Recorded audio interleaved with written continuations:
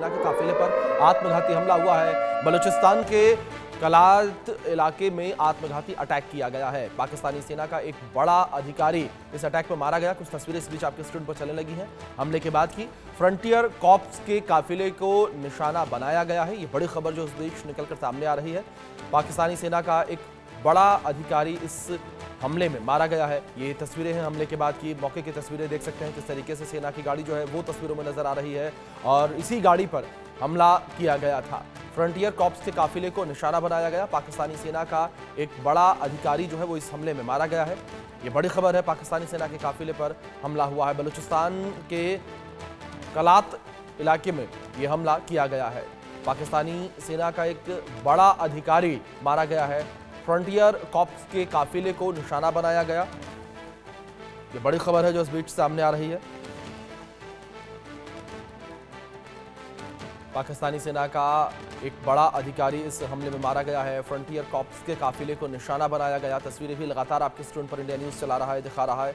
तस्वीरों में देख सकते हैं किस तरीके से हमले के बाद की स्थिति मौके पर नजर आई, किस तरीके से तितर बितर स्थिति में आसपास चीजें नजर आई हैं और जो सेना की गाड़ी थी वो भी आप देख सकते हैं किस तरीके से क्षतिग्रस्त नजर आ रही है तस्वीरों में। पाकिस्तानी सेना के काफिले पर आत्मघाती हमला हुआ है। हमारे सहयोगी अजय जांडियाल जुड़ गए हैं, सीधे उनका रुख करेंगे अधिक जानकारियों के लिए। अजय, जानकारी चाहेंगे आपसे इस पूरे हमले को लेकर। क्या हमले की वजह सामने आ पाई है और हमला आखिर किया किसने?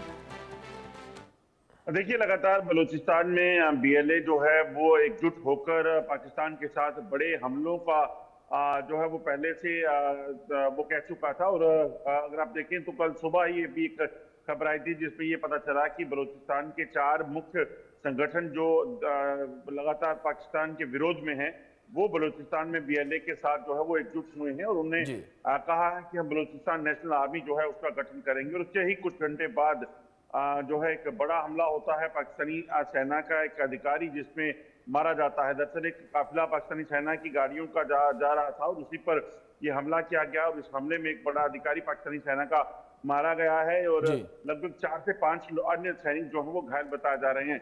दरअसल लगातार जो है बलूचिस्तान की तरफ से कहा गया कि वो पाकिस्तानी सेना के जो हमले हैं उसका विरोध करेंगे और पाकिस्तानी सेना का एक बड़ा ऑपरेशन जो है वो बलूचिस्तान में बीएलए के खिलाफ चल रहा था।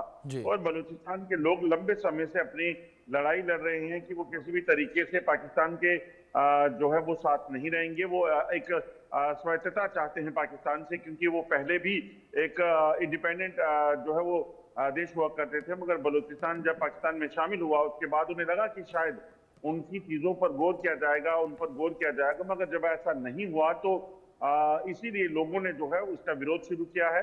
और उसी विरोध के बीच जो है लगातार हमलों का सिलसिला जो है वो बलूचिस्तान द्वारा की बीएलए द्वारा जो है वो पाकिस्तानी सेना पर किया जा रहा था। और अब इसी तरह से कल भी एक हमला हुआ जिसमें एक बड़ा नुकसान जो है वो पाकिस्तानी सेना को उठाना पड़ा है। जी बिल्कुल। दूसरी ओर अजय, क्या पाकिस्तानी सेना की तरफ से कोई बयान सामने आया है? पाकिस्तान ने कुछ कहा हो इस विषय पर कि किस तरीके से हमला किया गया और इस हमले का हम बदला लेंगे? देखिए, अभी तक पाकिस्तानी सेना की तरफ से कोई भी जो है बयान नहीं दिया गया है। हालांकि अगर आप देखें तो ये हमला पहला नहीं है। पिछले साल भी 90 से ज्यादा हमले बीएलए ने किए थे और ये आज भी अगर आप देखें तो जनवरी महीने में, फरवरी महीने में भी कई हमले हुए। अब ये ताजा हमले जो हुए हैं उसके बाद ये आशंका जताई जा रही है कि हमले तेज होंगे, क्योंकि बलूचिस्तान ने कहा, बीएलए ने कहा है कि वो एक अपनी नेशनल आर्मी जो है वो तैयार करेंगे जो पाकिस्तानी सेना के खिलाफ या पाकिस्तान की सरकार के खिलाफ जो है वो काम करेगी। तो एक बड़ी चुनौती पाकिस्तान के लिए होने वाली है, क्योंकि पाकिस्तान द्वारा जो लगातार वहां पर लोगों पर अत्याचार हुए, लोगों की सुनवाई नहीं की गई। जब लोग वहां के लोग जो है सवाल पूछते थे उनको लेकर जो है उन्हें जेलों में भरा जाता था, उनकी हत्याएं की जाती थी, उसके खिलाफ ये बड़ा प्रदर्शन चल रहा है। बिल्कुल। अजय, जिस तरीके से लगातार बीएलए और पाकिस्तानी सेना के बीच, पाकिस्तान की सरकार के बीच जो संघर्ष बढ़ता चला जा रहा है, इस संघर्ष पर विराम लगाने के लिए क्या पाकिस्तान की ओर से कदम उठाए जा रहे हैं? क्योंकि दावे तो लगातार किए जा रहे हैं कि बीएलए को हम खत्म कर देंगे, बीएलए का हम निशान मिटा देंगे, लेकिन उसके बावजूद लगातार बलूचिस्तान लिबरेशन आर्मी अटैक कर रही है।